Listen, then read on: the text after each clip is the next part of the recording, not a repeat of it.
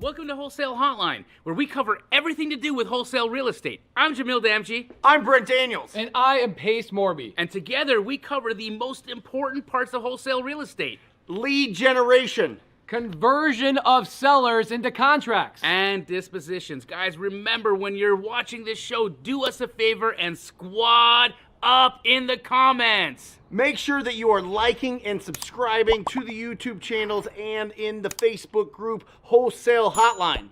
Most important, we want to know we're doing a great job for you and helping you build your business. So go give us a review on iTunes and or Spotify. So squad up and enjoy the show!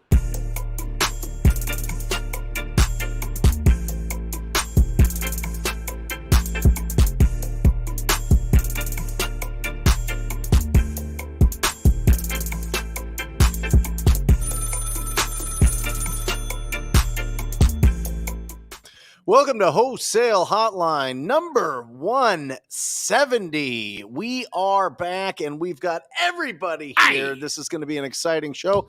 My name is Brent Daniels, Mr. TTP, Mr. Talk to People. Joined next to me in studio is the king of wholesaling, Jamil Damji. What's up? And we've got the king of the bestsellers list, I'm going to just say your number one, Pace. We're just going to say you got the top book on the bestsellers list because the rest of them are nonsense and they're all made up and they're all imaginary. So for a nonfiction book to be number 2 on New York selling Wall Street Journal. Wall Street Journal. Wall Street Journal. I want people to fact check it. Wall Street Journal bestseller beat Dave Ramsey. And that is Mr. Subto, Pace Morby. Pace, how you feeling, brother? Your book is going bananas. Jamil, thank you so much for coming along with me to that world tour.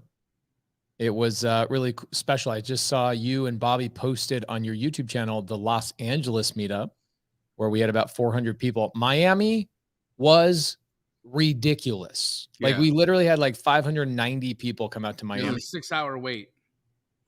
Awesome. It was 6 crazy. hours. What's going on in Miami?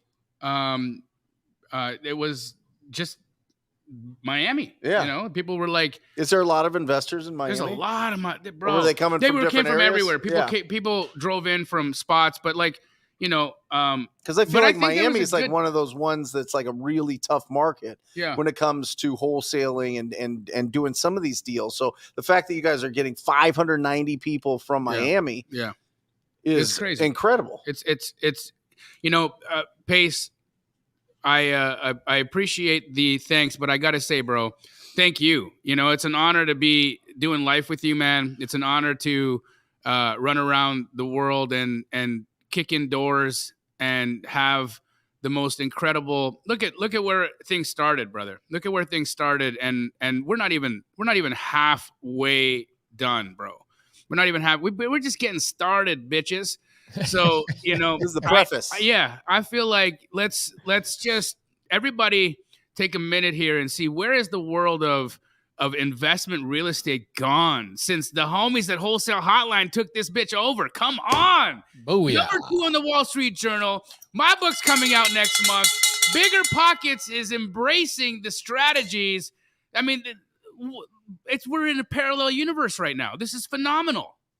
Yeah, it's great. I remember 4 years ago, almost 5 years ago, Bigger Pockets shut down anything that referenced Pace Morby in the forums. And because it was like about Subto, and this is before I created the Subto community about 2 years prior. And I would go in and I would answer questions in the Bigger Pockets community. And it was like, this is not a creative finance, blah, blah, blah, blah, blah. And they would just shut down my stuff.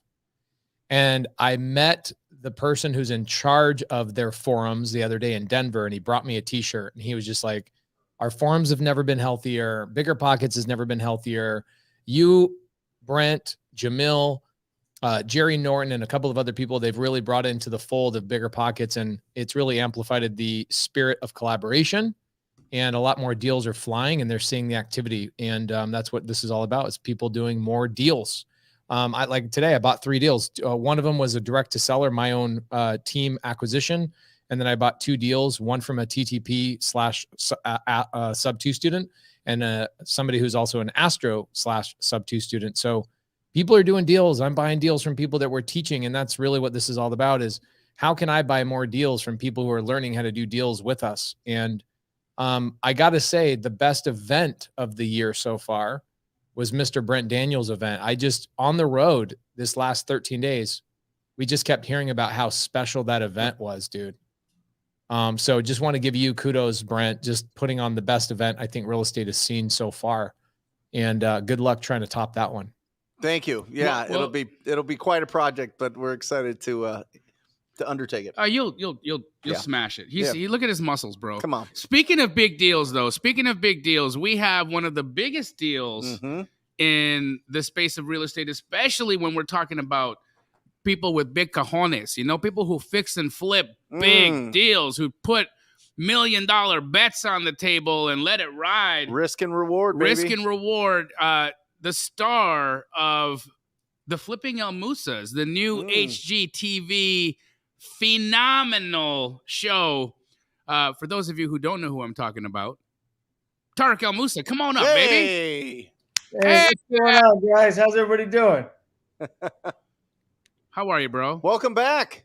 I'm doing good. It's good to be back. I think last time I was here, it was for the 100th episode, right, guys? Yes, Yep. sir. Yeah. What's going on, everybody? How you guys doing tonight? We're great, man. How you been? How's life? How's the wife? How's your baby? Everything's good. Baby's almost 4 months old already. The wife's doing fantastic. Flipping 101 is back on the air. If you guys haven't seen it, it's every Thursday night. It's a real fun season. Business is going fantastic. We're doing 20, 30 deals a month. The education's going fantastic. So I'm just having fun, man. That's about it. Boom. So, Tarek, I'm going to set it off because the real estate market has really done some incredible pivoting. I mean, interest rates went high and we took a slight little downshift there for a minute. Prices did a little correction, a little foxtrot. And I don't know about what you're seeing in Southern California, but what I can tell you is happening here in Arizona. It's bananas. Like our market is so hot right now that inventory is just non-existent. So you put something on the MLS that's well positioned, meaning it's been remodeled nicely and it's priced in the right price point, and it's flying off the market. Now, I also noticed that from data that I received from Bigger Pockets, that the Q1 real estate market is all over the place. Q1 data showed that prices had gone up in some markets, it had gone down in some markets, and we're not in a national housing market any longer. We are in a regional housing market, which begs me the question, Mr. El Moussa, what the flip is happening and flipping in Southern California? Man, well, it's been challenging to say the least. Okay. But we've seen some major improvements over the last couple of months. I found myself last year, first quarter of 2022, I bought 91 houses here in Southern California. As you can imagine, the average sales price on those houses, my mortgage payments were about $500,000-$600,000 a month. And then the interest rates doubled on me. So I found myself in a position where I had $600,000 a month of mortgage payments and double the interest rate. So it was definitely a challenging year. And it put me to the test of everything I've learned in the last 20 years. And I'm very grateful for the experience I've had, because I got into this business in 2002. I survived the Great Recession. So immediately when I saw that, I pivoted and I moved away from fix and flip, and I started really focusing on wholesaling to offset any losses that might be there from the flips that I had already purchased. Now, the market has changed, inventory's dropped, and it is pretty hot here in certain pockets. Now, $2 million plus in Los Angeles, it is ice cold like Alaska, but $800,000-$900,000 here in Orange County, it's just flying off the shelves. I listed one last week for $1.6 million. By Sunday, we sold it for $1.65 million, all contingencies removed, and we closed that thing in 10 days. So it's really dependent on where the real estate is. Amazing. Yeah, Amazing. but I'm back at it, believe it or not. I just bought instead of wholesaling, I just wholesaled a bunch of houses, but I just bought 8 new flips. Wow. Are those going to be TV show flips, or are they just ones that you're doing on your own in the business? I believe 6 of them will be TV show flips, and then 2 of them will just be regular flips. I just saw so much meat on the bone that I just had to go all the way, you know? Segueing to meat on the bone, Laura's going to have a little bit more meat on the bone here. That's right. Yeah, we got a 4th baby coming on the way. Wow. Which is great. Whoa. Well, whose is it? I think she said that we're going to name it Tarek. So I think that I'm not the father. And you don't want to ruin your kid's life too. You do not want to do that. People are like, how do you spell that? Yeah, exactly. How do you spell it? How do you say it? Yeah, I was on the road and we planned on going to Des Moines and we planned on going to St. Louis on the book tour. And my wife sent me a text and she said, hey, I won't be able to meet you in Miami. And I said, why not? She says, I'm sick. And I go, what's going on? She says, I'll tell you when you get home. And I'm like, you just told me. You just freaking told me. Like, you might as well have just told me. So I flew home 2 days early and got home. And my little 4-year-old daughter, Corbin, handed me a little gift basket. And she says, Mom got you a present. And I was like, oh, this is a pregnancy test, like all day long. And it ended up being an ultrasound of the baby. So far enough along that we verified via ultrasound. So shout out to Laura. She's going to have 4 babies. It's going to be great. Wow. Congrats, buddy. That's So awesome. dope, bro. I got to get a bigger house, dude. This house is too small. Yeah, Dude, you do not need a bigger house. Hey, Pace, I got a challenge for you, actually. I need you and your entire community to co-find me a subject to here in Newport Beach along the coast. Oh, we could find you one in a week, bro. Oh, let's do it. We'll film it. We'll make a video series out of it. We'll find you one, 100%. You really want one in Newport Beach? Oh yeah, we're looking right now. We're looking right now. You guys heard the challenge. You need more space? Yeah, we need more space. So we're looking right now. Bro. So good seeing you at your event. I was watching Jamil for the 700th time. I get to travel around with this guy and watch him speak on stage. And I'm telling you, every time he was on stage was just a practice session to freaking annihilate your stage. He did such a good job. He had me in tears. I was crying. I was wiping away tears. And then your interaction with him and you getting up on the stage, I was like, did these freaking guys rehearse this beforehand? Oh my God. It was so, I must say this. You both absolutely crushed it. You guys had me motivated. You had me inspired. You even had me taking notes. So you guys just brought so much value and it was just awesome. But my favorite part was Jamil and me and him, we were doing the role playing and I was crying so much. I had to end it. It was great, dude. It was a lot of fun. And, you know, events, here's the thing about them, right? They have to have something different. They've got to be fun. They've got to be an opportunity for people to interact. And you just impromptu saying, hey, let's role play. That was one of the things I noticed about what you were doing in your event right on the first day. I walked in there early and people were actually making phone calls at a real estate event. Yeah. Like he had the attendees on the phone taking action. I've never seen that before. I've never ever seen that before in my life. And I thought to myself, wow, you know, this is how you get somebody from being on the sidelines to being in the game, right? And kudos to you, brother. That was a fantastic thing to see happen. And you could see people were getting engaged with each other. They were getting out of that comfort zone that keeps so many people stuck, right? And phenomenal job. Yeah, it was cool. We got to the event and I was in the elevator and there was a woman that said, I made my first call today. And they were giving each other high fives. And so I picked the girls to the side and I was like, hey, how long you been in real estate? And she's like, I've been to, she said about a dozen seminars. She's paid for, 5 other mentorships. And she's like, this was the place that actually got me to have the rubber hit the pavement. And so kudos to you, man. That's the stuff that people need less information. They need more implementation. The biggest problem with our entire industry, there is too much information. It is way too confusing. If I didn't know anything about real estate today and I jumped in with all the shiny objects and the different strategies, I don't even think I would be able to figure out. So I keep it really simple. 4 steps to flipping house. You find it, you fund it, you fix it, and you flip it. I just focus on the 4 things, and deal finding is number one. You know, so many people, they work on motivation and mindset and goal setting and reading books and listening to podcasts and going to events.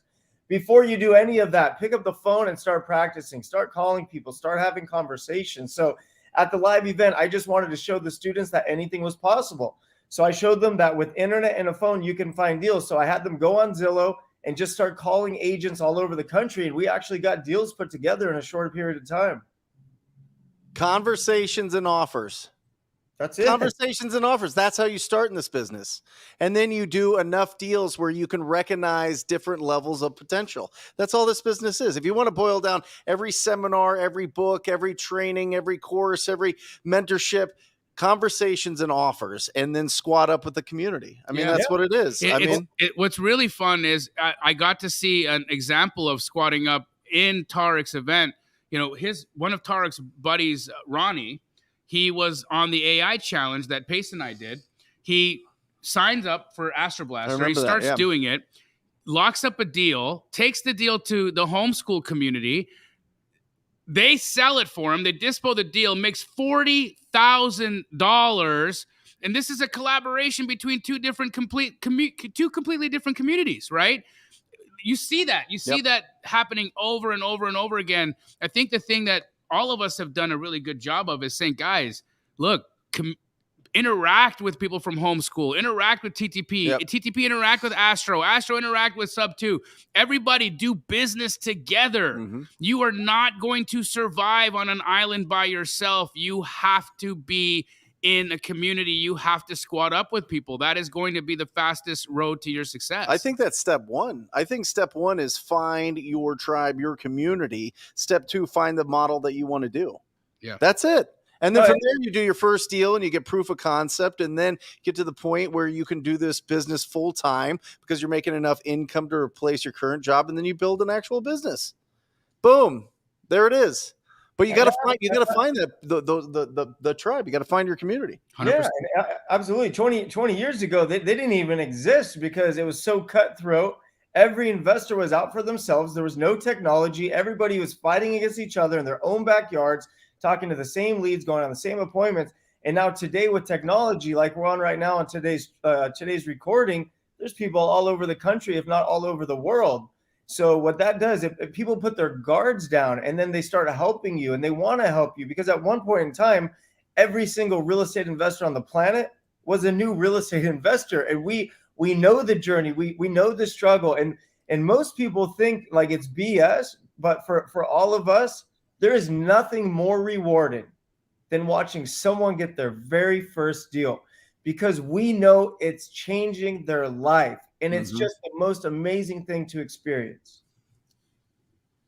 Yeah, couldn't agree more. Pace, I want to ask about what you're experiencing right now in the Subto community because there's a huge Subto community in Southern California. So there's got to be just a schwack of Subto members that are doing creative deals in SoCal. Any insights on there on how people can help maybe Tarek get some deals, myself included, actually? If I can find some creative financing opportunities in Southern California, I would jump on them in a heartbeat. Well, maybe we just get all of our schools together and we do a Find Tarek a House challenge. That's a great idea. Love it. Every time we've done that we always succeed. So what do you think in high priced markets, Pace? Are we going to need to come to the table with more cash down? What do you typically see in a higher priced market in a creative deal? What do they look like? How are they structured? What kind of cash to close do you need? Are there any things to be prepared for when looking down that alley or avenue of asset? Okay, so luxury market typically means you have a more savvy seller, right? Somebody that understands real estate a little bit more. I very rarely have to educate a seller at $1 million price point or higher what seller finance even is. Oftentimes they've used it in their own businesses, right? These are typically business owners, people that are operating at a high level. They're getting equipment on terms. They're getting all sorts of materials and raw materials on terms. They're buying and selling things on seller finance in their businesses all the time. It's a very common thing. In fact, you know who's the best at creative finance is Walmart. If you guys understand Walmart's model, you'd be like, holy crap, these guys are using subto seller finance. They're using novations at a very, very high level. So sellers in the $1 million plus price point don't need to be educated, right? What they want more than anything is they want to win on one thing and one thing alone. And that thing they want to win on is their sales price, right? So when you go look on market right now in Newport Beach, you've got listings that are sitting there, especially in the $2, $3, $4, $5 million price point. Those sellers don't typically need that money up front, right? Not a lot of those sellers are like, yep, I've got all my money tied up in this one house. And so they also don't want to be, they also understand tax implications of selling a property through a cash model and having to pay all their taxes right now. Okay. They understand these things. They have CPAs. Every single property I've ever bought over $1 million on seller finance or subject to, the seller has their own attorney and they have their own CPA that says, yes, this is a better strategy for you for tax purposes. And we can do the paperwork to set this up legally. So I've never had a problem with a luxury seller ever. Now, it's not typical. Now, here's the thing. It's not typical for our audience and our communities and our students to go after that price point, because now you get that property under contract. Who's your buyer, right? Who's the buyer of a $4 million property in Newport Beach? Not a lot of them that we know. They're not just hanging out on trees. However, Tarek is here right now. So you go, I'm a buyer. This is a property I'm looking for. You then send the crew after that exact demographic and they'll find a deal. I bet you could find a deal in Newport Beach within a week through a real estate agent that the seller's willing to sell to on seller finance. They're less concerned about down payments. They're more concerned about the quality of the buyer and making sure that buyer's not going to fall out. They want those two things. I want a high purchase price because I want to win. People that own luxury properties are winners. They've won in real estate. They've won in their lives. They've won in businesses. All they care about is winning. And their price point is how they win. So when they have something on the market at, let's say, $3.5 million, and they've had to reduce, they feel like they're losing, even though it doesn't affect them financially whatsoever. They feel like they're losing. So when you come to them and go, look, you originally had this property listed at 3.75. You now have it listed at 3.5. How about I come to the table, offer you 3.75, give you $100,000 down and blah, blah, blah, blah, blah terms. They now feel like they're winning. Okay. Right. So, Jamil, you remember Jillian, the lady about that property? Yeah, I'll never forget her. She was phenomenal. You had to take her to dinner every time you go to Atlanta. She has to take us to dinner every time we go to Atlanta. It's in we wrote in the note and deed of trust that she has to take me to dinner every single time we're in Atlanta. So my point of bringing that up is every seller that's sold to us over $1 million, whether it's our multifamily properties or it's luxury properties in Atlanta, or even the house that I'm at, all they care about is sales price. Mm-hmm. Second thing they care about is what's the quality of the buyer, and are they going to be able to have, do they have a TV show? That's basically what they want to know. Yeah, normal. Normal questions. So, but again, why do people not typically go after that price point? Right? Yeah, fewer buyers for sure. Yeah. Way fewer buyers. Right. And I was thinking about writing a book all about exit strategies, every exit strategy I've ever encountered. And I was going to talk about what type of houses fit what type of exit strategies. A luxury home has probably 3 exit strategies, right? And depending on whether it's in an HOA or whatnot, it's really Airbnb. It's a homestead buyer like Tarek who wants to live in there and make it his homestead, his actual house he lives in, and maybe a flip, right? You're not going to do midterm rentals in a luxury. Mm-hmm. You're not going to be doing sober living or assisted living. You're not going to be doing a lot of these other strategies in luxury homes. So the exit strategy diminishes, and you really have to have a savvy buyer that's like, yeah, I'm willing to put $1 million of furniture into this property, or not $1 million, but probably $300,000-$400,000 in furniture into making this $4 million house a top-notch Airbnb. And if it doesn't pan out, that's a pretty big risk to roll your dice on. And so most Airbnb operators are staying at lower price points, especially now. And so not a lot of people are going after those properties. You're going to have a lot less people competing with you when you're making offers to those agents. And so I think, I don't think we should have the whole community, because then what's going to happen is you're going to have like too many houses. Yeah. You'll have 1,000 people calling on 400 listings. I think what we do is we get like 15 of our top people in our communities, and we give them some sort of cool bonus and say, the first person that gets a deal under contract, you guys get to spend a day in Arizona with Jamil, Pace, and Brent or something like that. and you'll get 15 to 30 killers that go out and actually go get a deal under contract in a week. Well, gentlemen, I would love that help if we can figure it out, because I got a wife upstairs. She's giving me a hard time. She wants to move. Let's get it done. All right, I'm on it. So how are you finding all your deals? So you're buying how many, 8 to 10 to 20 deals a month? Is that right? Buying and wholesaling 20 to 30 a month in Southern California. So what's working? Okay, so what's working is we have digital marketing campaigns. So I'm big on lead generation. So we have digital marketing campaigns running. We have print campaigns running. We have outbound telephone prospecting running. And it's really good.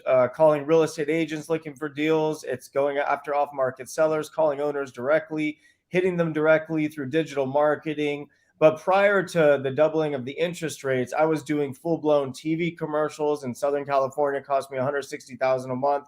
I was spending $300,000 a month on digital marketing, plus print mail. So I was definitely spending quite a bit of money.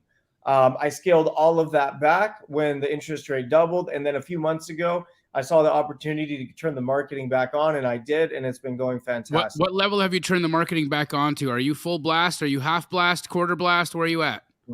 Are you Astro Blast? Probably an eighth of a blast. So right now I've minimized my marketing spend to about $55,000 a month.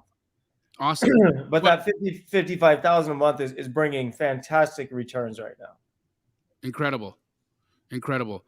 The average life cycle or time it takes from, when you start putting out marketing, especially in Southern California with mail and digital stuff. What are you seeing? Is it's like, how much time is it going to take for, if somebody's going to start, let's just say someone's watching right now. They're like, hey, I'm not going to spend $55,000, but I'm in SoCal. I want to go direct to seller.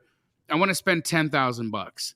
Would you suggest that they go 10,000 cast wide, or should they go 10,000 cast narrow, but do that over 90 days? What would you think is the best way to go about it, especially in a market like SoCal, because it's so different there?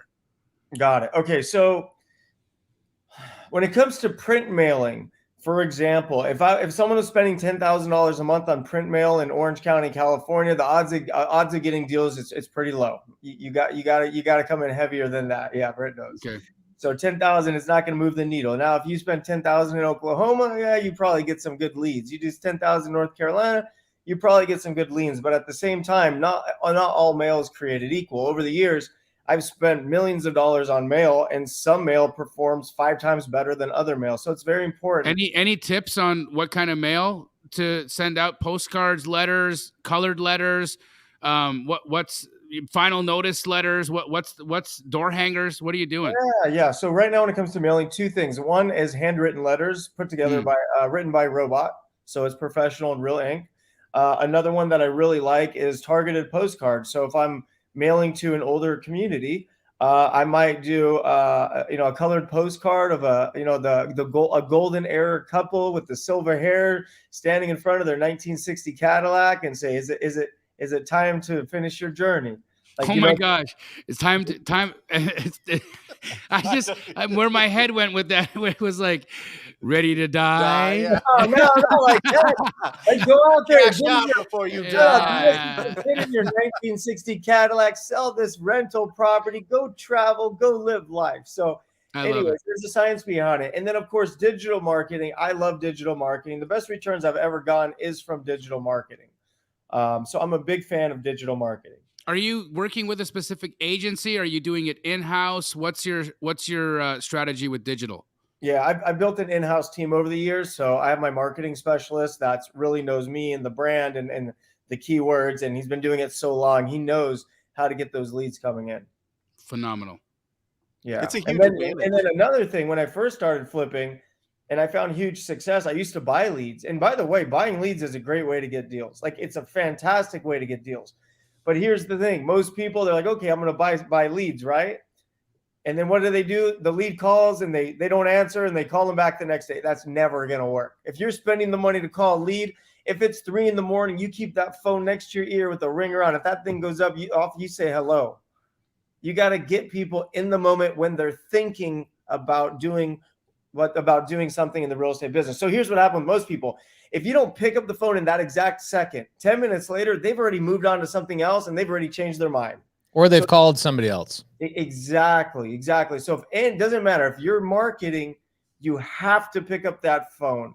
You have to answer every call. We had, I used to have a second phone. In fact, here it is. I used to have a money phone right here, and I would carry on both. And one would be my direct mail line. And because every phone call, when I was spending about 20 grand a month on direct mail for about 3 years. And every phone call cost about $1,100. Yeah. So I spent $1,100 just to get one phone call to come in. There's no way I'm missing a single phone call. Yeah. I remember 4 years ago, about a couple months before I stopped doing direct mail as my main focus, my wife has our baby, not her baby, our baby. It's 2:00 in the morning, and I got this phone habitually attached to my ass. It's in my back pocket. And my wife is like, yo, are you going to put that down? I'm like, no, I'm not putting this down. It doesn't matter if I'm in the movies. It doesn't matter if the baby's there. How am I going to pay for this baby coming out of you right now if I don't pick up this damn phone? It's $1,100 per phone call. You do not miss those phone calls ever. But like Tarek said, I've talked to a lot of people go, I'll call them tomorrow.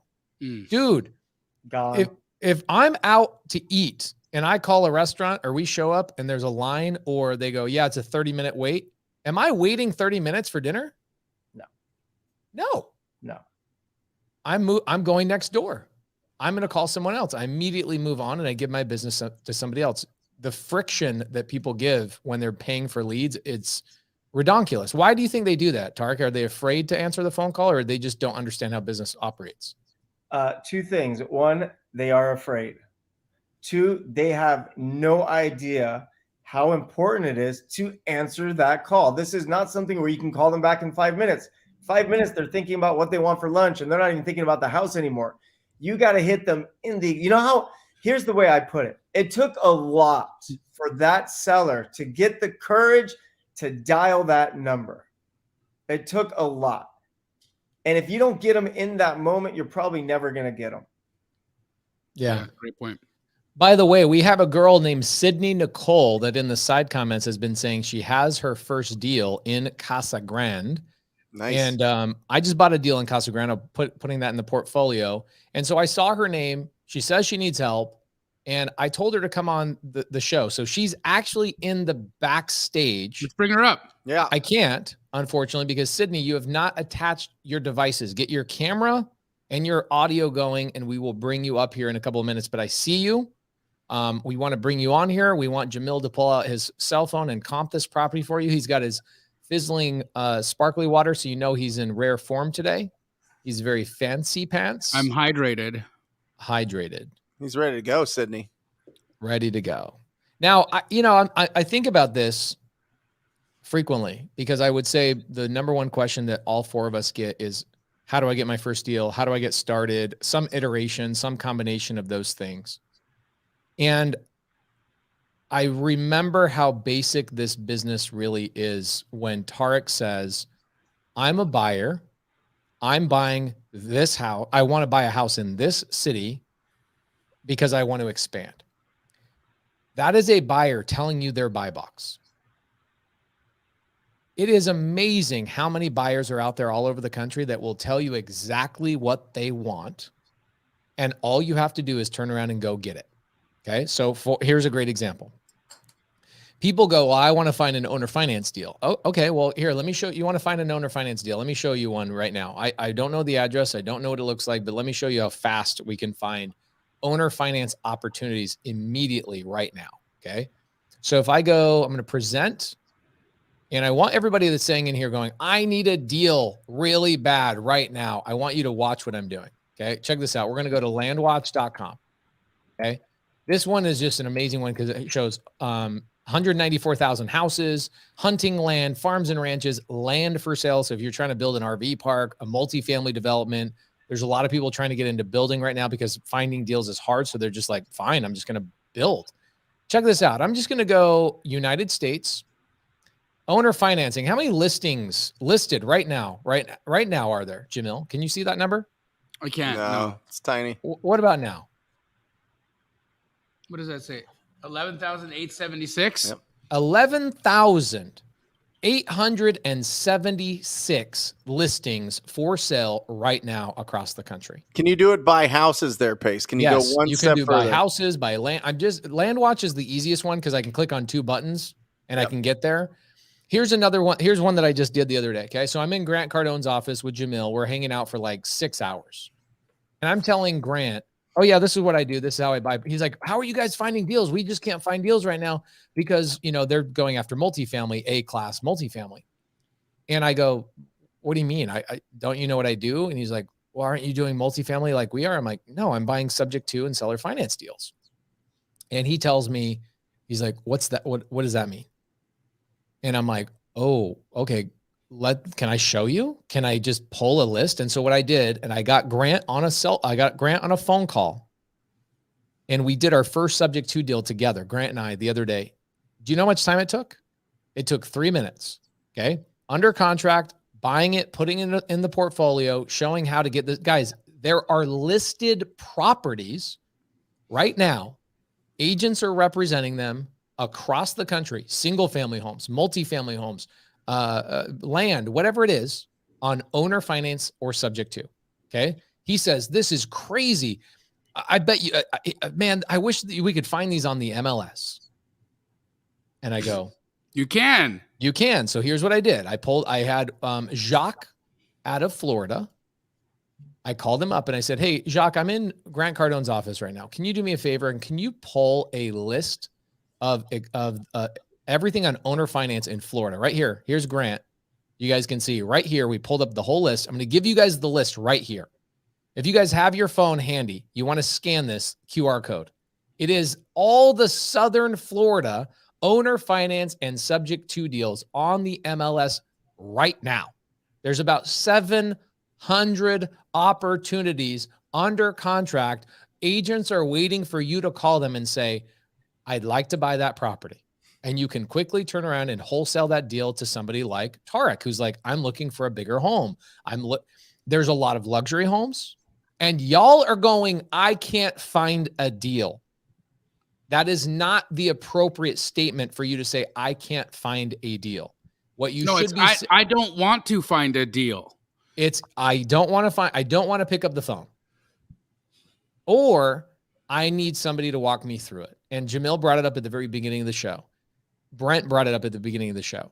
The number one most important thing you're going to need in your journey is somebody to rely on physically.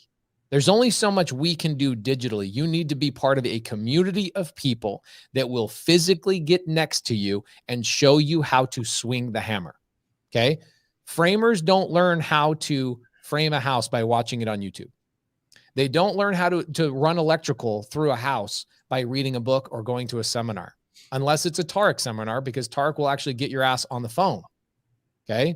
You need to be around people that are actually doing the work. So instead of you saying, I can't find a deal, your statement should be, I need to join a community of people who are helping me with hands-on. Change the vocabulary. Okay? Change the vocabulary. The deals are out there. You just don't know what to do with them if they smacked you directly in the face. You need a community of people that will physically help you get the deal done. Totally agree. Sydney Nicole, this is a good example. I see you behind the screen. We want to help you. We want to comp this property for you, but you won't turn on your effing camera, please. Pace, I got to tell you something. You don't know how good you're making me feel right now, because, I get a lot of hate from a lot of crazy people. I really do. And that's just what happens when you become successful and you become known. Like a lot of weird, you're actually getting one in your own chat box right now. You got a crazy person in there right now. So I just wanted to say thank you for making me feel better. I'm not the only one with crazies. Oh yeah, we get crazies. Yeah, you got a real good one in there right now. If you do anything cool, you always get a crazy one. Of course, the more you do, the more hate you're going to get, because people are insecure based on their lack of success, because they're not willing to put in the work and they project on others. And that's why they talk the way they talk.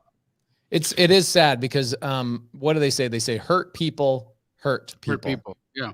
It's true. And so you always want to ask yourself the question of like, what is going on in your life? I had a guy DM me the other day and he was like, oh, you scammers. I'm like, bro, you don't know how many lives I've changed. Yeah. Oh, I do. I get this shit all the time. It drives me nuts. Like in like on like the post, like I'm doing a free training. Oh, this is BS. I'm like, wow, you are literally going to have I just know whoever this person is. I feel bad for these people, to be honest, because I know their mindset is screwed and I know they have a really rough life ahead. And I know they're going to be broke as shit during retirement. Like, I feel so bad for these people that come on here and attack people like us because I know what their future looks like. So for all of you, it's very important to surround yourself by like-minded, positive people. And it's honestly the most important thing in finding success is being in the right environment. You know, that's a good point, Tarek, because as what's really interesting, and people in, you know, the Astro community, I hear this often. They have made a decision, right? They made a decision that they're going to take a step in their life. They're going to leave whatever situation they're in behind, and they're going to take a risk. They're going to they're going to try something new. They're going to start a journey in entrepreneurship. They are doing things now that are making the other people around them feel uncomfortable. One of the really close friend of mine who's in the community, he has his W-2 job. He's doing deals right now, but he still has a W-2 job because he doesn't want to, you know, jump off the ledge yet. He wants to stack up some money, save up enough money so that he can just leave the job. So he's doing it smart. And he's saying, you know, nobody will eat lunch with him anymore. All of his coworkers are ostracizing him. And he feels like it's like he's an outcast and he doesn't know how to relate. And these are his friends. These are people that he looks to and cares about. And so speak to that a little bit, because, you know, somebody like you who went from regular life to television star, you know, then 12 seasons later, millions of dollars made, all of the things that have happened. How did you kind of shake the weight? So, yeah, absolutely. So here's one thing that relates to all of us. Typically, you're never going to get someone hating on you that's doing better than you. So think about that. Someone that's doing better than you, they're not going to hate on you. The people that are going to hate on you are the people that don't have the courage to do what you're doing. So because they don't have the courage to take that leap and put it on the line and go for it, they would rather shoot you down to fuel their own ego, to make them feel better about their lack of success. What if it's somebody that you love, like a really close friend or a spouse, right? Like, you know, I have another. I was, you know, on a call the other day, and this, you know, one of my community members, she's literally sitting there saying, "My husband doesn't support me. I got to do everything," and he's just sitting over here talking smack or whatever, right? Well, what do you do in that spot? Like, do you walk out? Do you say, "Leave me alone for a little while. Let me just do this and let me show you"? Like, what do you do? What do you do? I don't have an unsupportive spouse, so I don't understand it. Yeah, I hate to say it, but like if you know, even your spouse is going to be jealous. Even your spouse is going to hate on you because they're not willing to do what you're attempting to do. Now, when are things going to get better between the hating spouse and the person trying to do more with their life? When the person trying to do more with their life actually pulls it off. That's when they're going to get oh my gosh, I could talk about this for hours. It does work. Oh, it does work. Oh, you got deals. Oh, we're making money now, right? But for me, you know, I'm a big believer that you got one shot at this life, and if you're with someone and they truly are your best friend and they truly love you, then they should not be hating on you. They should not be putting you down. They should be telling you to chase your dreams and do whatever it takes to make it happen. Amen. I was listening to old school Tony Robbins. I do it every once in a while, and I just love it. He talks about the 6 basic human needs: love, variety, significance, certainty, growth, and contribution. And a lot of people get significance through attention. You want to get a lot of attention? Go throw a bunch of mud into a really positive chat. You know what I mean? That's how you get a bunch of attention. But it's people's ways of getting significance, which again, it's a bummer. You hope that you would just do that through positivity. Yeah. Not Here's negativity. what I You did know? when I first got into real estate, because everybody was always talking, you're too young, you're too uneducated, you don't know what you're doing, you're a kid, nobody's gonna work with you, blah, blah, blah, blah, blah. So I just stayed quiet. I put together a 90-day plan. I put my head down. I was 20 years old. All I did was cold call. I had 50 conversations a day. If I had 49, I wasn't allowed to go home. So 50 conversations a day. After 90 days of doing this, I made $120,000. I went from delivering pizza to 6 months later making $40,000 a month. And it shut a lot of people up. And did I kill myself? Yeah. Did I work 12, 14-hour days, 7 days a week? Yeah. Yeah. Well, I think that's really important. You know, that goes back to what we were talking about before. You know, you were talking about, you know, marketing and getting really good return on investment and answering those calls live. When you're putting out marketing to have people call you. Well, if you're starting out and you don't have that schedule because you got work, you got other responsibilities, you got other things going on, then you have to have a hard, honest look at your schedule and find out when you can be proactive. When can you make those calls? When can you initiate those conversations so that you can make the offers to get you the opportunities, and then you have people there that are a few steps ahead of you that'll help you get it closed. Bro, Andy Wrong, 15 years old. Mm-hmm. He's still in high school, making $50,000 a month wholesaling, going into the bathroom, sneaking in between periods, calling agents back and getting deals done. There's no excuse. Mm-hmm. There's literally no excuse. You can figure it out. You just have to have the drive to say, what am I willing to let go out of my... You know what Andy doesn't do when he goes home? Fuck around. Mm-hmm. You know what he doesn't do when he goes home? Play video games. Want to know what he doesn't do when he goes home? Watch Netflix. He probably jumps on chat and just talks a bunch of shit. Right? That's probably the path that he's taken. Well, Jamil, right? so let me just say this real quick. So here's what I actually think. So there's a lot of preparation and there's a lot of work that needs to be done before someone even starts this journey. Like, number one is cleaning up diet. It's setting small goals. It's going to the gym. And the most important thing is creating a sleep routine. So once you identify a sleep routine, like I know I need 6 hours a night. So between 11 p.m. and 5 a.m., what am I doing? I'm sleeping. Well, that gives me 18 hours a day to fill my schedule. So when you look at your schedule as an 18-hour day, does anybody have a spot in there for a time block to look for deals? Yes, they do. Now, if they go to bed at different times every night and they wake up different hours every morning, it's really hard to get that schedule because everything's unorganized. So it's very important to create a schedule and a routine that you can stick to on a daily basis. Do you guys mind if we bring Sydney on here? Yeah, Sydney, she's got her dialed in. Yeah, Carly had to call her. No offense to you Android users, but sometimes y'all can't. It's a technology thing going on. Sydney, you ready for us? Give me a thumbs up if you're ready for us. She's ready. All right, here we go. Sydney has a deal in Casa Grande, Jamil. Get ready to get your comping thumbs out. Let's get it. Sydney, how you doing? I'm doing good. How are you? Really, really good. Tell us about this deal. Is it a cash deal? And do you have it under contract? Yeah, I have it under contract. It's supposed to close on the 19th, but it's a really bad deal. And so I'm it's not so a like, deal then. It's just a yeah, contract. no, yeah, you're right. You're right. You're right.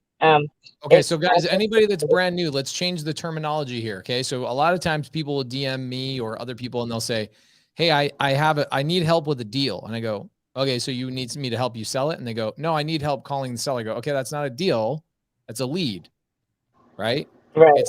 It's not a deal until a buyer actually buys it. You say, "I have a contract. I'm having a hard time selling," and so you got a bad contract at a bad price. Is that what you're saying? Right. Right. Well, and what's the address? it's 500 North Roosevelt Avenue. One more time. 500. North Roosevelt Avenue in Casa Grande. Okay. And I live in Tucson at the moment, so. Jamil, what would I have to buy that for in order for me to fix and flip it and make some money? I will tell you in a minute. So Yeah, we've got, how many bed and bath is it? It's not showing on the tax record. I think that is 2 bedrooms and 1 bathroom. Okay, Or so three bed- a it could be 2 three bed, bed. 1 bath, 1,034 square footer that was purchased in September of 2022 at $32,000. How much do Okay. you have it under contract for, Sydney? Right now it's under contract for 83,999. Okay. And So first and foremost, I want to tell you that September of 2022 was like the height of the market, right? We were still really, really high. So the fact that this was purchased for $30,000, $32,000 in September, I would say that you shouldn't be buying it for more than that in the current market condition. right, So if I'm honest with right you, out the gate, the first thing I would be looking at is like, hey, this is strange. This person's, have they made extensive renovations to it? I mean, that's a $50,000 lift. yeah, I just kind of jumped into it when I was talking to the people who I got it from, and they're a wholesale company, I believe, too, here in Tucson. And They're a wholesale company that purchased it. yeah, Got it. yeah, So they're hoping to possibly, sell it to somebody and get a deal done. Now, I'm looking at Trustee sale. It's a trustee sale. So they bought it at auction. Yep. Okay, makes sense. Now, 2 bed, 1 bath.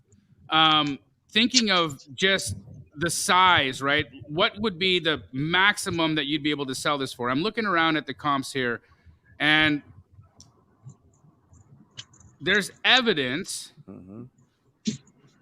that you could probably get about $130,000 if this thing was well positioned and cleaned up. About 130 grand. If you did an addition on there, which I don't think would pencil out because the cost of construction for the addition would be too much, I think 130 is the right number. Okay. Now, if 130 is the right number, if that's what that would be worth, we're talking Casa Grande, and you're talking full gut because you look at the size of this thing, it's a turd from the satellite, right? Oh, So yeah, if the bad. satellite shows you a giant turd, right? I always know that I pay a third for turds. Right. Okay. So if my Yeah. ARV is 130, I'm gonna pay a turd for the turd. And that gets me to about 39,000. That would be the maximum that I would pay for that house. So they got a good deal at 32 at trustee sale, but you need to give them a call back and say, hey, for this turd, I need it for a turd. Right. Okay. Yeah, because I kind of jumped into it and didn't really look into it that much before. Can I look I at the ask numbers. why? I love you. I love your action. I love Yes. your zeal. Like, I'm gonna do it. But again, right? One of the hardest things to do in this business is rebuild a reputation, rebuild a relationship. And so now you're going to have to go back to these people and say, hey, I don't want to do this deal anymore. I jumped into this and I didn't really run my numbers. I didn't do the thing. So what compelled you to make a decision to not check the numbers, not verify with people, and not maybe have some conversations? Because I want to understand the thought process so that anybody watching right now who might be about to make that same error, what sort of emotions to look for? What kind of red flags of thought are you going through before you kind of make that move? Well, this time I saw that the 215 ARV is what they said it was the after retail value on it, and getting it for 84, I thought it would have been good just because it was for 84,000, and then 215 if it was fixed up. But I didn't look at none of the pictures or anything else. So did you I was comp just it by excited. chance? They said it. Did you comp it yourself? Well, the comps I got from were from PropWire, and it said on there that 215,000 wasn't from PropWire. The 160,000 was from PropWire. But when they sent me all the information for the home initially, is what it was for 215,000 was the ARV that they sent me. Did you verify that though? Like, did you go and try to comp it yourself to see? I just went on to PropWire where I can get free comps for it, and the comps on that were 160,000, not 215. Okay. So that's Cool. kind of I looked at it after I had signed the contract too. So Are you on the hook for earnest money, or do they think you're buying this? What's the? Do you have an inspection period? What's your back out right now? I have no idea. I don't know. Have you put any earnest money down? I think the No, answer is no, no. no, no, no. No, I haven't. Not This yet, no. is Jamil, just so you know, there's a lot of people in the comments saying they've seen this deal at 70. So what's happened here is we've got probably 5 different wholesalers on this thing. And somebody sent this to her at 89, that got it sent to them at 79 and got it sent to them at 75. And somebody else saw it on a list for 70,000. So it's one of those situations. Understood. Yeah. So, Sydney. Yes. Couple of things for you. I think this highlights the need to really become a master at comping properties, right? Oh yeah, I agree. Because you know how some wholesalers make money. They don't stay in business long, but you know how they make money is they find a bigger idiot than themselves. Right. And somebody will commit to, there's a lot of fix and flippers. I run into them all the time. They'll call me and they'll go, can you help me? Hey, they're in my YouTube comments or my Instagram DMs. I bought a deal wrong.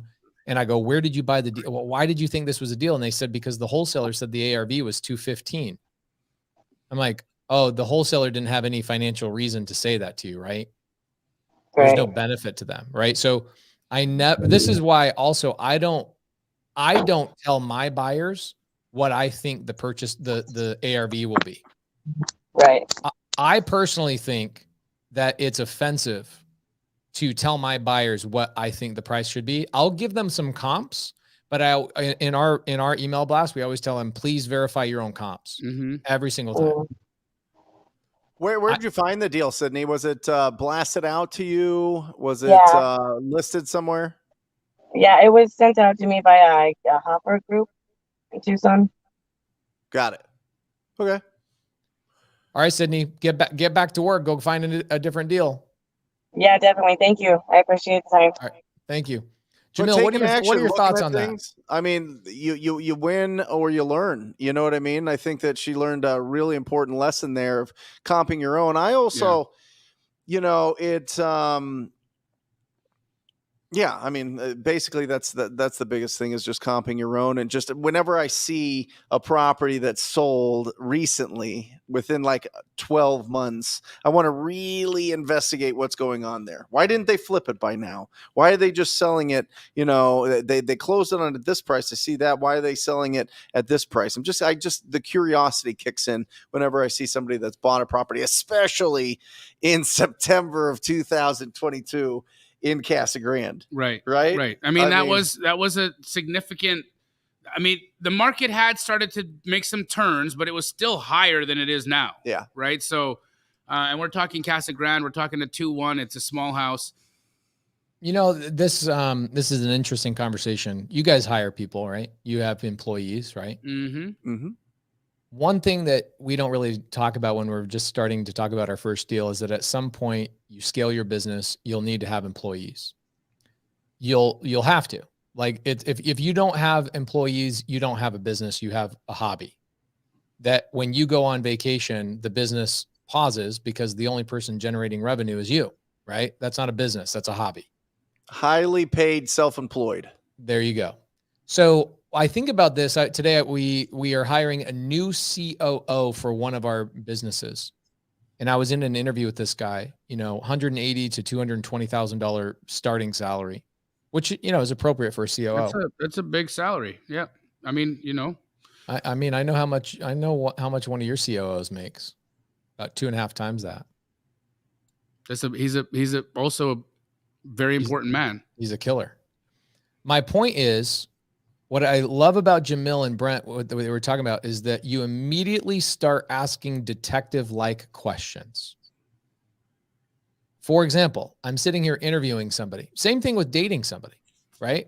When you're dating somebody that might have gone through a divorce, maybe this is going to hurt some people's feelings, but don't you ask questions of like, hey, why did you guys get divorced?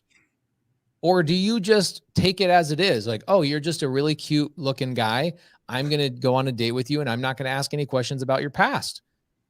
These houses have a past. Employees you're going to hire will have a past. The people you date in life will have a past. The people your children will date will have a past. And these things are important things to acquire and to obtain. And Jamil immediately, before Jamil even looked at bed bath count, Jamil started becoming a deal detective.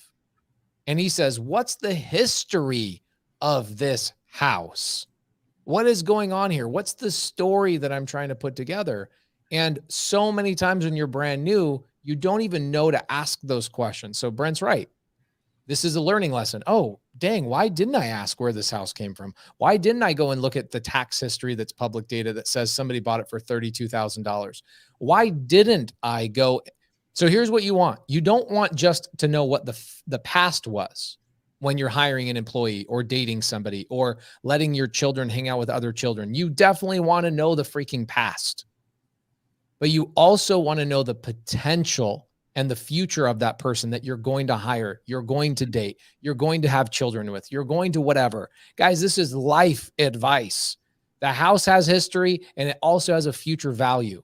The same thing with when you hire a COO. I looked at this guy today that we were interviewing and I said, why are you leaving the company you're at?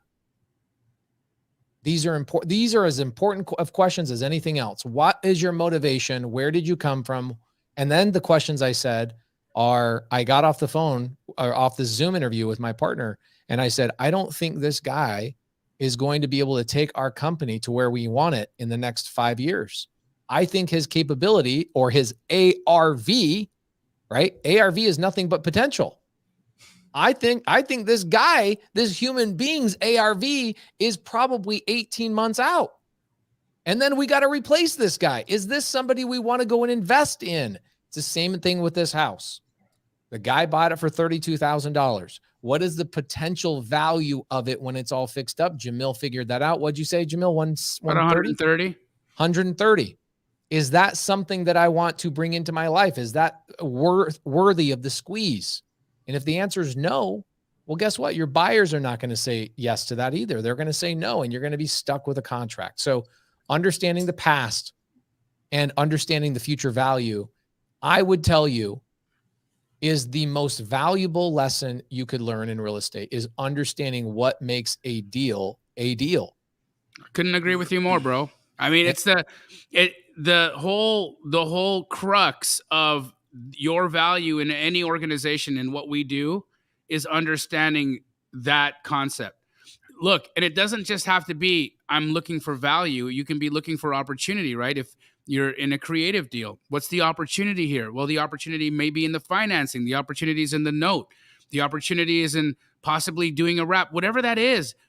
If you can spot the opportunity and if you can see where am I getting in where I can actually realize one, you'll win. Real estate is not complicated. It is not complicated. We're literally putting together puzzle pieces. Mm-hmm. That's it. It's not complicated. I'm just going to say this, and I say it all the time. And a lot of times, you know, when you're a real estate investor, the smarter you are, the more accomplished you are, the more difficult it is because your ego gets in the way because you believe you know better based on your 4.0 GPA or your fancy college degrees, and you trust your gut. And that doesn't work in this business. It is so much. It's so much greater than that. It's actually a very simple business. It's about having conversations. It's about finding motivation. It's about finding timelines. It's about finding out what happened, and it's finding out how we can help. And like, if we accomplish those things, we can help a lot of people. But I've seen so many highly intelligent people that they just don't cross that goal line. Because they're preventing themselves because like the genius that was on earlier, they're not willing to accept that other people might know more than them.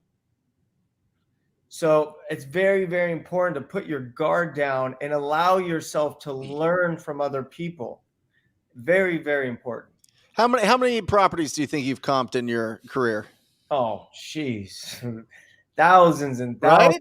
How many do you think? Thousands. Like, people don't even know. Before I was a house flipper, before I was a house flipper, I used to like work with these guys who'd go try to buy at auction. They never bought anything, by the way. Every night they'd send me 50 houses to comp. I would sit there for hours comping all of them, send them the price, and they never bought a house. I did this for months. I worked for free. You got to put in the work to get the education. Bottom line. Yep. And the more that you are curious about these properties and curious about the property owner, the more deals you're going to do, the better deals you're going to do, and the more creative deals that you're going to do. You know what I mean? You should go in with such unbelievable curiosity with every single opportunity that comes your way. If somebody has made the decision that they are going to transfer ownership to somebody else, they are going to sell this property, that's when the curiosity has to kick in. And you just, and the more you're in this and the more curious you are, the better you get at recognizing the potential. It's an interesting word you use, curiosity, right? Because I'm curious about things I like. Mm-hmm. I'm curious about what my wife does during the day. So I ask her questions, right? I think you're not the only one, bro. Right? I'm cute when I ask. Who else is asking your wife questions? Nobody, just me. Yeah. But that's the thing, right? So I ask people questions, and I'm curious about things that I like. Mm-hmm. It's just natural. It's a natural progression for me. Yeah, gentlemen, I have a question for the three of you. Have you guys or any of our audience seen the TV show The First 48? Yes. Yes. Okay. They would make the world's best real estate investors. Here's why. All of you, watch that show. Now imagine the murder victim is the house. Seriously. Watch the detectives. They're knocking on doors. They're interviewing people. They're working 18, 20 hours straight, like their life depends on it to capture this killer. It's the exact same tenacity you need to go find a house. Mm-hmm. I'm telling you, if we literally, like, if these detectives, if I said, hey, forget catching the killer, you're going to do the same research doing this to find a house, they would go find a house. Because it's about being curious. It's about doing the research. It's about putting in the work. So the biggest comparison to house flipping, I would see, is watching The First 48 and watch what. And you know what? They A&E happens to have both The First 48 and Triple Digit Flip on the same network. Right? Go figure. Come on, Brad. He's here. I see him. I see him. He'll make a comment. He's in charge of The First 48, I believe. Yeah, but like look at that show. The reason they work the way they work is because someone's life is on the line. They have to. That brings me back to my line here, because Tarek says work like your life is on the line, right? So he's got a drive that's like, this is life or death. For me, there's a genuine curiosity and enjoyment that I get from it, right? Mm-hmm. It's going to be different for everybody, but what personality, what energy do you need to bring to the table? Because look, I'll tell you, Sydney, love you, honey, but I think you're after the check. Straight up. I think that you just got excited and you went right to like, hey, I'm going to lock this up. I got to get to the check. So there wasn't enough time spent. There wasn't enough. You didn't smell the wine. You know what I mean? You didn't take the time to really unfold what was there. And again, that's not a hit on you. I appreciate your tenacity, and I love the fact that you're doing this. So please don't be offended by that. But rather than focusing on the result, how do we enjoy the process? Do you need to go at it like a killer or like a detective, the way Tarek says? Do you got to go after it like you have this joy or curiosity? What do you guys think? What kind of personality do you need to bring to the table in order to actually do this without being so focused on the result? Hey, I'll tell you right now. Check this out. Look at this comment on the screen. Dave Byarski, one of my good friends, also the seller who invented the subto logo, unbeknownst to him, is on the screen right now. I bought his property subject to. It's the property on 2720 North Sterling Avenue in Mesa, Arizona. I've told the story a couple of times. I came from a position of being a friend and saying, what is the problem you're facing? The problem Dave was facing. Guys, this is a real seller who's a real friend of mine that comes and hangs out at my house 5 years later. Like, this is an amazing, this is a great tie-in. Dave was building a brand new home in Las Sendas, and he was having his real estate agent was having a hard time selling his existing house. I came along, provided a solution so that he could go and buy him and his wife's brand new dream home. I bought his property subject to. And he's sitting there texting me after the deal was all done. And he sends me a text and he says, man, you saved my butt this whole entire thing for 5.5 months. The agent couldn't get the deal done. You saved my butt. And I reply back and I say, isn't it amazing what creative finance can do? He replies back. This is like at 1 o'clock in the morning. And he just says sub 2 and he throws up the peace sign logo. And I'm like, that's my logo for the rest of my life. That's my logo. And I'm so glad it came from somebody who I became friends with. And so if you're going into this business, not planning on genuinely caring about these people to the point where you expect to have a relationship with them 5 years later, and that one of them will ultimately be on one of your YouTube lives 5 years later, making positive comments in your comment, like what else could we tell you that this business is about than what is going on right now on this screen? I love it. So genuine care for people, and look, in the byproduct of all of that can be making a tremendous amount of money. Sure. Right. We're all examples of that. I think being careful not to get stuck in paralysis by analysis is important as well. Yeah. Which right? again, then when you look at Sydney, I mean, that kudos to her. She got off her butt and did something. She did it. And I mean, how many, 80% of people won't even have taken the first step that she took. They would have just sat on it or done nothing. Right. And so, I mean, I congratulate her for that, for having that energy, for having that, the drive to say, whatever, I'm going to make a mistake. I'm going to do it. I'm going to do this. Who cares if I make an error? I'm going to make a mistake. I'm going to F shit up and then I'm going to come back and figure it out later. I think that's also phenomenal. It's great. The likelihood of Sydney succeeding is 100% better than the person who's still sitting there looking at their phone trying to figure out if this is a deal or not. I heard 100%. that paralysis by analysis is just procrastination dressed up as quality control. Right? That's true. Interesting. Right? Yep. So it's just, we're afraid of having the conversation going further, but the theme of this is go have the conversations with these property owners, find out why they bought it for $32,000, find out why they didn't flip the property, find out what their plans were for the property, find out how they got these comps. Yep. That's the next step that you get in there is just make sure that you're getting all this information. Yeah, listen, I love that you just said that. So yeah, like anybody, listen, for everybody watching, everybody can do what he just said. Everybody can make the phone calls. Everybody can have the conversations. Everybody can find out how much they want for a house. Everybody can find out what's the condition of a house. So go out there, make the contacts, gather that information, and then bring it to your community for help. I'm going to tell you guys a quick story. When I first got into real estate, my first 6 months in the business, I was selling houses, totally struck out. I got a coach. Within 90 days after that, I was making $40,000 a month. I made it really fast. But here's what people don't know. I didn't know how to write a listing contract. I didn't know how to put a listing presentation together. So I brought another agent from my office with me because I didn't know anything about real estate, nothing. And I made $120,000 because I only got half. Does that make sense? So what I'm saying is you guys don't need to know everything. You need to know enough to get someone on the hook. And then from there, bring it to your community and let them help you take it to the finish line. It's a lot more simple than you think if you simplify the process. Yep. Love it. Guys, we have nearly 800 people across platforms watching Wholesale Hotline tonight on a Monday. Wow. And you know what?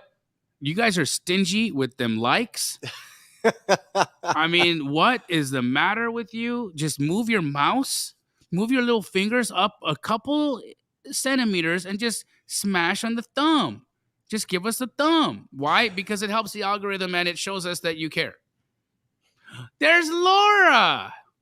Congratulations, Laura. We love you. you. So excited. All right, you don't want to say congratulations to me? I'm the one that got laid, bro. We congratulated you already, dog. Whatever. Easy part. It's a real short film. Yeah, my wife was just making a comment to Dave, one of our sellers who became our friend, and just saying she loves him. And Dave also follows you, Brent, and Jamil, and he's constantly DMs me and just like how proud he is of our whole friend group. So it's really, really cool. I want to chime in on Sydney's triumph there. I feel like if you wake up every morning and you ask yourself the question, what am I going to screw up today? You will have so much fun in this business. Yep. Right? What am I going to screw up today? Who am I going to screw it up with? I'm going to get yelled at. You know what? How many times have you legitimately been yelled at in this business? Lots. Not me. Hundreds of thousands, all of them. Tremendous I, amount. dude, people tell me this. I'm like, I get yelled at maybe once a year. Oh, I think we're calling calling more people. I mean, Maybe I'm Pace not is a calling enough Mormon, people. though. You know what I mean? He's Like, got that cool tone. he's they're not gonna they're just gonna be like, oh, I can't yell at you. You're so sweet. You're less like ice cream. Jason Lombardi says he's had guns pulled on him. Good to see you, Jason. I've had a gun pulled on me, but not from a seller. I've had certain things happen to me, but it's mostly this business is genuinely delightful. Like every single day, this business is delightful. Even the problems we get to solve every single day.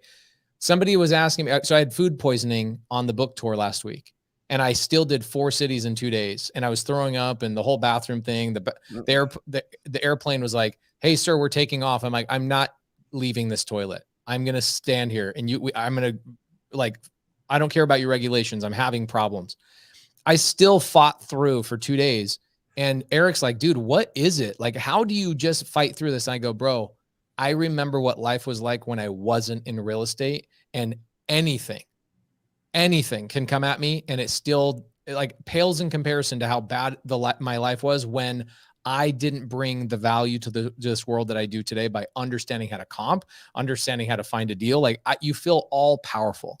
I have fun all day long. This is the most fun business. Look, 750 people we get to hang out with on a freaking live. Where else is this happening right now in real estate? Nowhere, dude. This is like nowhere. This isn't happening anywhere else. It's incredible. Dude, we're just so lucky, and we get to meet people like Tarek. 50,000 downloads a week. How many? For the podcast. Wholesale Hotline podcast. 50,000 a week. And we're the smallest niche, guys. Like we're talking about a sliver of people, but like look at the impact. Look at the impact. People are waiting 6 hours to touch your booty. Dude, it's the most fun. You get to hang out with your buddies. You get to do stuff. Even the big problems that you solve. Tarek, are you solving any big problems in your business right now? Hiring new people, replacing anybody, expanding into new markets, raising money for big deals, anything like that? You're muted. Can't hear you. Nope. I said all day, every day since I was 19 years old. Every single day you wake up, how do you get 1% better? I mean, it's real. You gotta do it. You've got to put in, and again, getting better by 1%, 0.5%, or even a little bit every single day requires you to continuously do some of the same things over and over again and over again, right? A bodybuilder doesn't do one workout and blow up. You know, he's doing the same thing. He's going to the gym. You don't get arms like Brent Daniels curling, twice a month. No. Honestly, Jamil, that is the best analogy in the world. Real estate investing is just like fitness. You have to show up every day. You have to do the exact same things. And over a long period of time, you start building major momentum, which finds you success. Same thing. That's it. Yeah. Well, gentlemen, I must say I had a great time with you guys tonight. To the audience, everybody, I hope you guys had a great time, and I know you guys are going to continue. I do have to run. I did promise the wife I would spend some time with her and the baby. So, Jamil, you guys, thank you so much for having me. We love you, bro. Thank you. Tarek Moussa. Tarek Moussa. Guys, everybody, give him a follow if you don't already. If you're not already one of the million who do. Appreciate you, bro. How fun is that? So am I able to get out of this contract, Jamil? I mean, Sydney, yes. Read it. Read it. Here's the thing, right? You've been assigned a contract and you didn't put up earnest money. And so in reality, you haven't consummated the contract yet. You don't have a live contract. You don't have anything that you can be sued for because you didn't put up what's called consideration. In order for a contract to be consummated, you need to have a consideration And because you didn't put up earnest money, you're actually not on the hook. So I would, though, if I was you, call them tomorrow and just, in the best way possible, salvage the relationship and let them know that unfortunately you made an error. You check the numbers and you disagree with the 215 ARV, and you're not going to be moving forward. And you apologize for any inconvenience or time that was wasted. And just, do the right thing and say that they may or may not take it well. It doesn't matter. You're in integrity. You do the right thing. It'll always find its way back to you. Yeah, I agree with that. She might run into them, try to guilt her into getting the contract done. Yeah. But know that they don't really mean that. They want a long-term relationship with you. So do what you got to do and just call them up and say, hey, I made a mistake and I'm so sorry. I want to do business with you in the future, but I made a mistake. Your reputation is everything in this business. And you don't want people going around town. I mean, Brent, Jamil, and I talk about, there's probably about 5 or 6 bad actors in Arizona, and they get blacklisted very, very quickly in our communities. And so you've got to understand that your reputation will go way, way, way, way further than any marketing strategies you could ever conjure up. People will send you 100%. deals. You'll get to a point where you'll feel embarrassed. This is probably about a year ago, maybe a year and a half ago. I got to a point where I could justify never spending another dollar on marketing ever again. But we love the control of direct to seller. So we've always kept direct to seller going. But I got to a point where I felt so guilty because you work so hard on something for so long and you're grinding out, getting leads, completing deals, even deals. I've watched Jamil do this. I've watched Brent do this. My team has done it probably 40 or 50 times, where I commit to a deal that might not end up even being the greatest deal, but because we committed to it, we still follow through. And that is, for me, future marketing for future deals, because we followed through and we did what we said we were going to do. Yep. So you get to a point where you go through so many years like this that your reputation gets so big in town that you never have to worry about another deal. You could just go, I could sit here and do 10, 15 deals every single month by people sending me their contracts. And I don't even have to remind people I'm here. They'll just keep sending them to me and I'll keep performing. And Jamil's probably the guy that perfected this model. I didn't know, but I woke up a year and a half ago and I go, I don't need to do marketing anymore. I should just turn this all off. And I actually went through a moment of guilt of like, wait a minute, I should always be spending money on marketing, which we never turned it off. But I'm just telling you, Sydney, you're doing the right thing. Call them up, apologize, fall on the sword, and keep your reputation intact, because at some point in 2 years, 3 years, 4 years, whatever it may be, you will wake up and you'll go, man, I got 5 deals in my inbox just waiting for me to say yes to because I have a good reputation. Yeah, you learn so much from the deals that don't go perfect. 100%. You know what I mean? Absolutely. The ones that go perfect, they're great and you love them. There's a gift in every shadow, bro. Yeah. There's a gift in every hard situation. There is a beautiful gift. You just have to unwrap it. Yeah. The other thing about this is that, going back to working out, Brent, if I just did 10 push-ups every day to the point where my chest, the muscles in my chest were not pushed to failure, would my muscles ever grow? No. You constantly have to compound because you get stronger, and it just takes you to a different level, right? And so then you start pushing things around, or you put weights on your back, or you do something else. But that's the spice of life. You know what I mean? That's the uncertainty. Can I do this?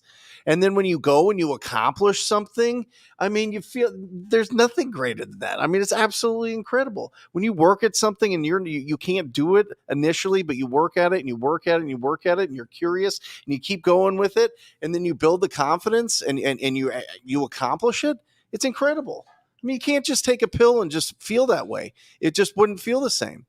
You got to do stuff that's really, really, really difficult. You got to do stuff that maybe people don't believe in you in the beginning, but then all of a sudden that success all of a sudden turns you into a magnet, and everybody, what are you doing? How are you doing that? How did this happen? That is, to me, one of the most rewarding parts about being an entrepreneur is seeing the people around you rally towards you and support you once you got things going. It's incredible.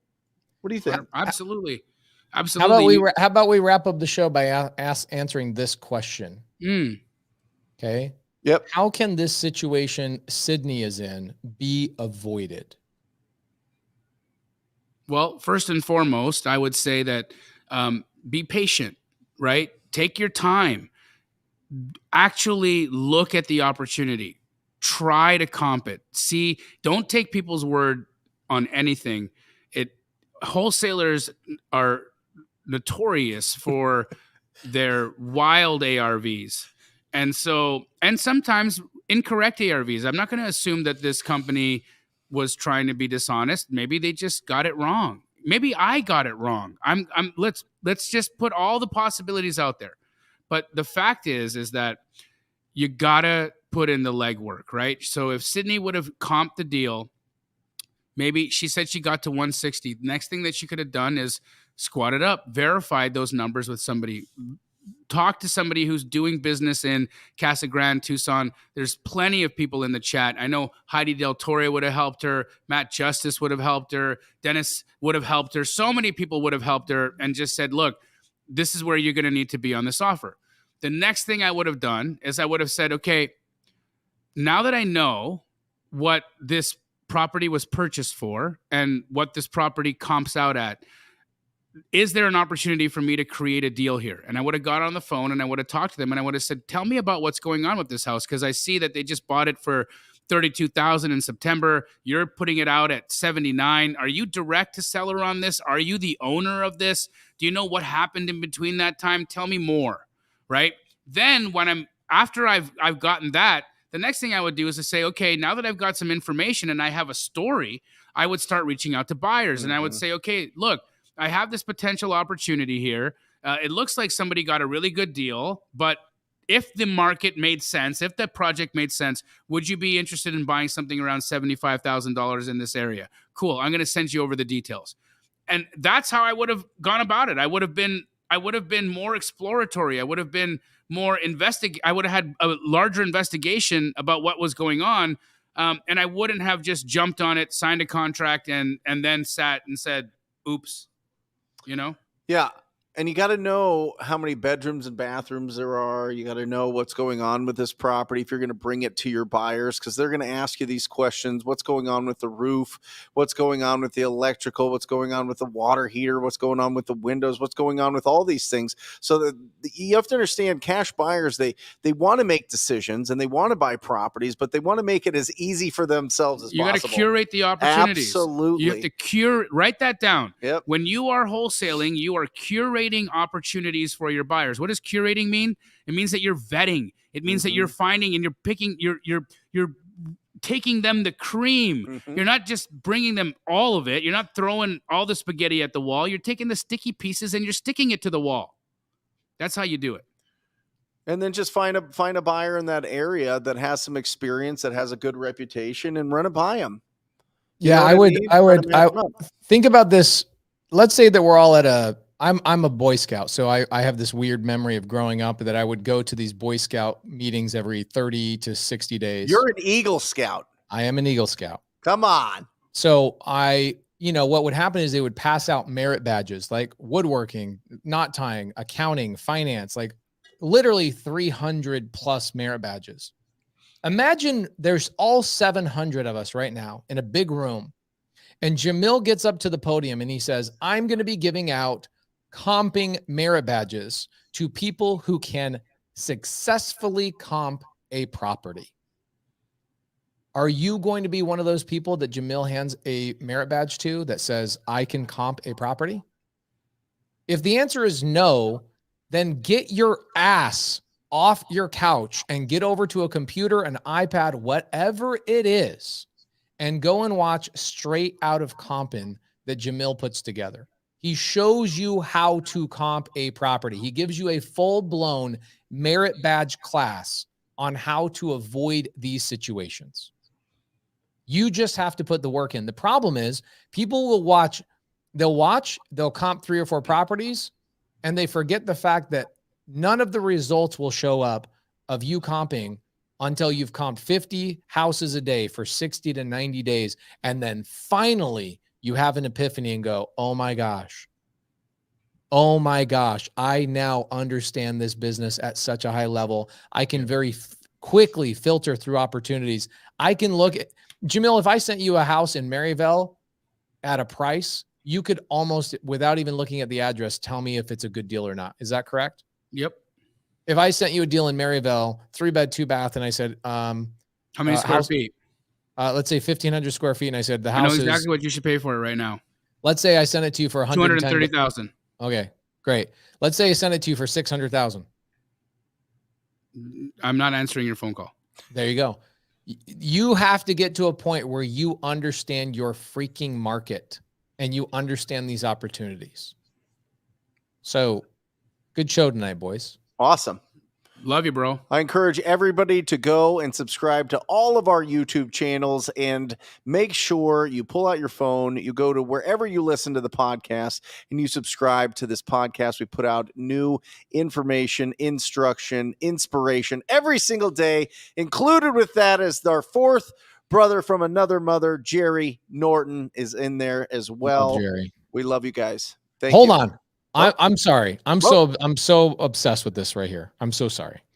Keisha Davis says, super helpful, wondering about the learning curve for comping. Jamil, would you rather have gone to medical school to become a doctor and spend 8 years of your life to ultimately make $300,000 to $500,000 a year? Or would you rather learn how to comp in less than 6 months? I would 1,000% rather learn how to comp and make millions of dollars a year. And truly, what we have available to us at our fingertips with the technology and the information that's available and all of the people that are willing to help, you have the opportunity to be a millionaire, a multi-millionaire without ever having to step foot in a college, without ever having to put a finger in someone's butt. None of that. And I only say that because that's what doctors do. We love you guys. Love you guys. Or just say squat up. So squat up and enjoy the show. Yeah. Yeah. Okay. 1, 2, 3. So squat up and enjoy the show.